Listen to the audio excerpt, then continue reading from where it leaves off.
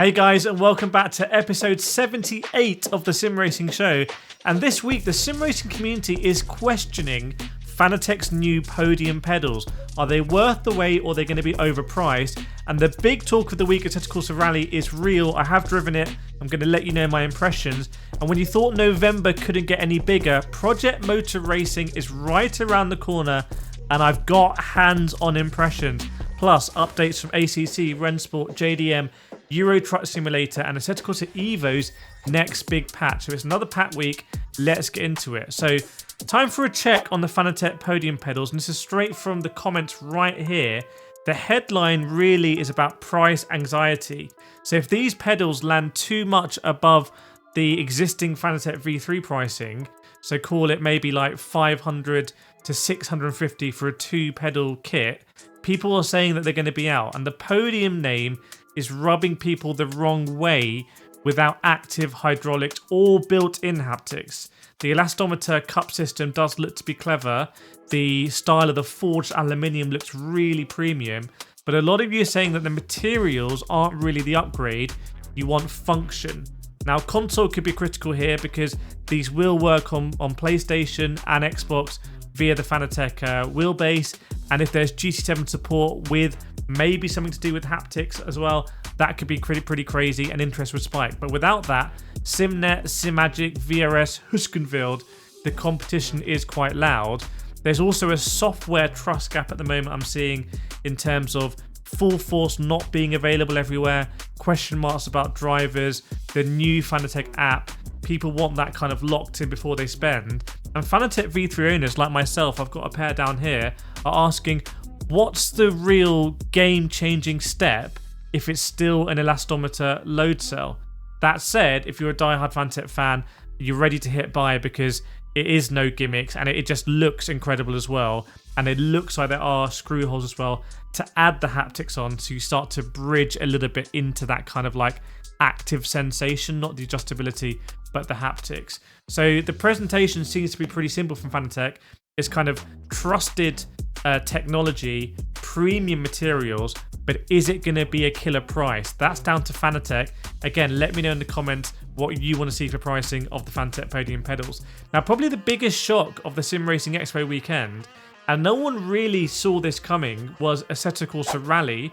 So I just want to make clear, this is a fully blown simulation rally game. This isn't an arcade one. This is like properly simulation.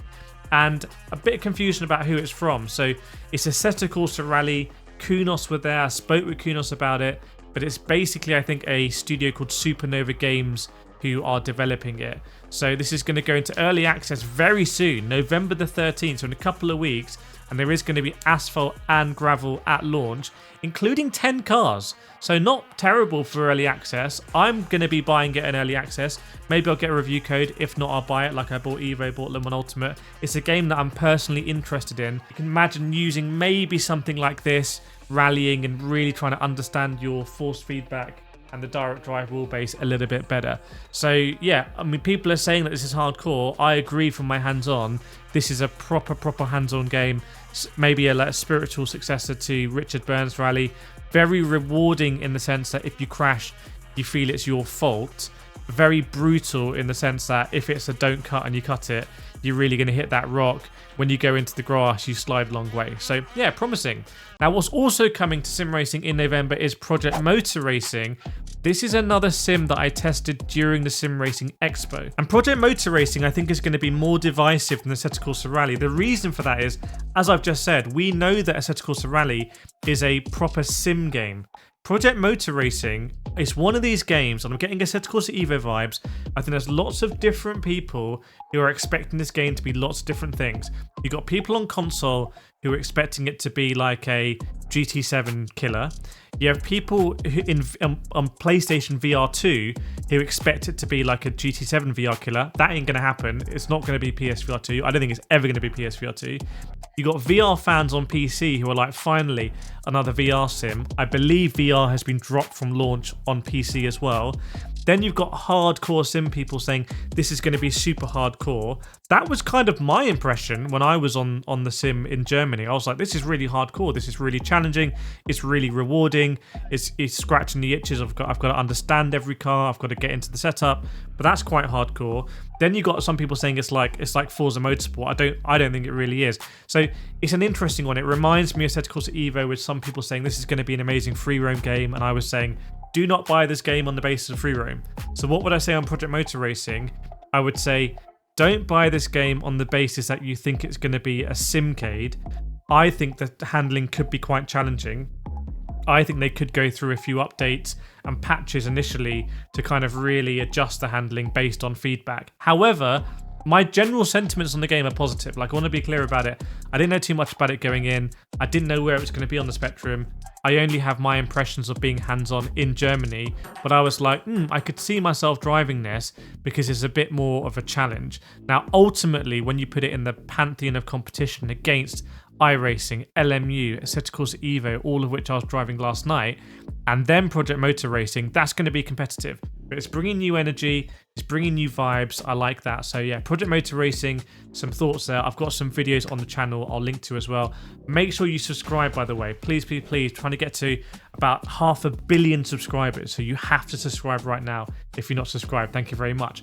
Now, talking about Kunos, they're not sitting still.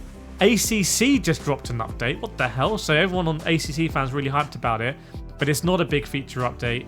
It's just a new Alpine A110 GT4 livery for the Alpine Esports series and some Pirelli tyre lettering. That's it. I think there was some wheel spin system updated, but other than that, there's no update. We don't really know what's going on with ACC. Can you imagine if Kunos come out with an announcement saying, we're doing ACC too, and then Kunos are across all of these games? It's going to be like, wow, hang on a second, maybe Kunos really are trying to own sim racing. So next we're going to speak about some more sims and other updates. Before that, a big thank you to today's sponsor, GT Omega, who I also saw at the Sim Racing Expo.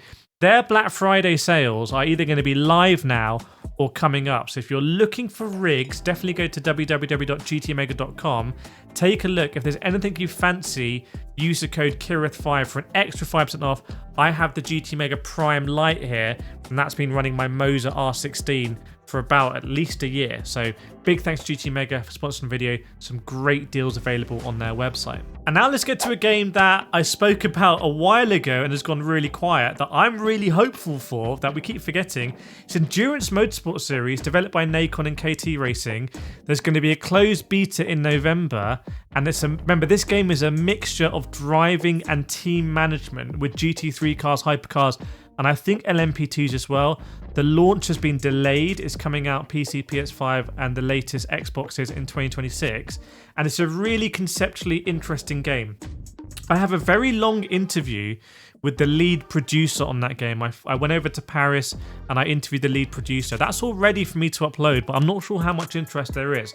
So just put in the comments below, Endurance Motorsport Series in capitals, if you want me to publish that interview, because I'd love to release it. Let's go on to Rennsport as well now. They've dropped some content news. Remember, this game is also coming out soon. 2 DLC packs confirmed, Endurance Classics Part 1 and Touring Classics Part 1, presumably Part 2 is to come as well. The Endurance one has the GT1 911, the classic Mercedes CLK Le Mans version, the Porsche 956, and Le Mans as well. Like, Le Mans is in there. The touring car one has the classic red Alfa 155, the Mercedes-Benz AMG 190e, the BMW E30 M3, and the Mercedes C-Class DTM. That's pretty interesting. I feel like we've seen quite a few of those cars in Race Room.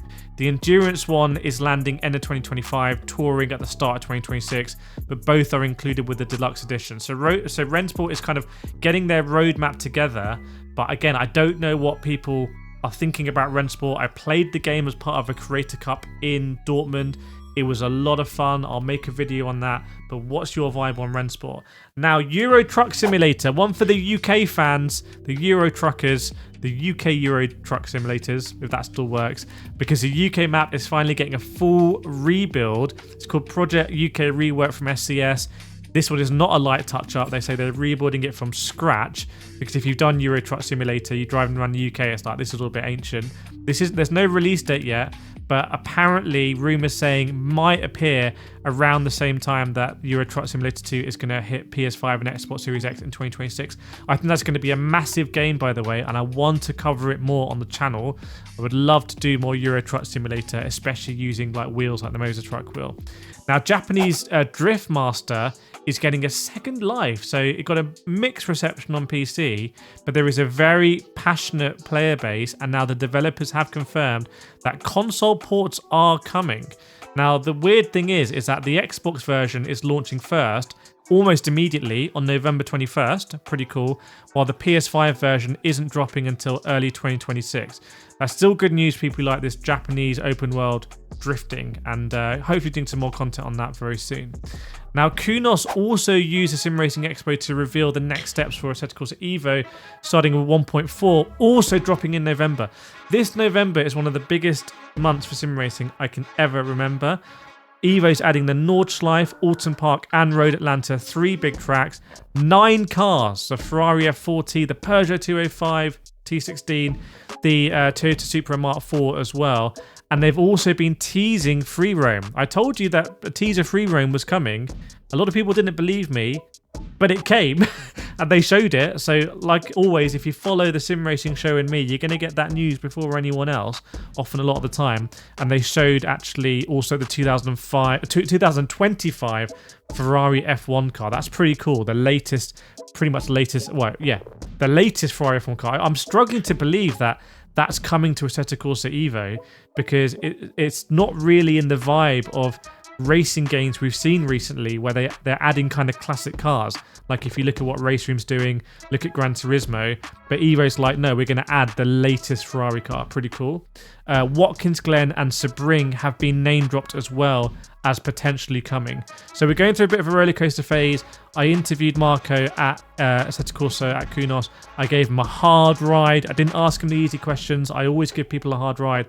And there's so much interesting content coming on the channel. Like, honestly, strap in. I've got interviews with Simucube, interviews with ASETEK, absolutely explosive. Interviews with loads of other companies. Reveals I can't tell you about yet, but they're going to be coming day one. Big hardware. So look forward to it. It's a busy, busy time for sim racing.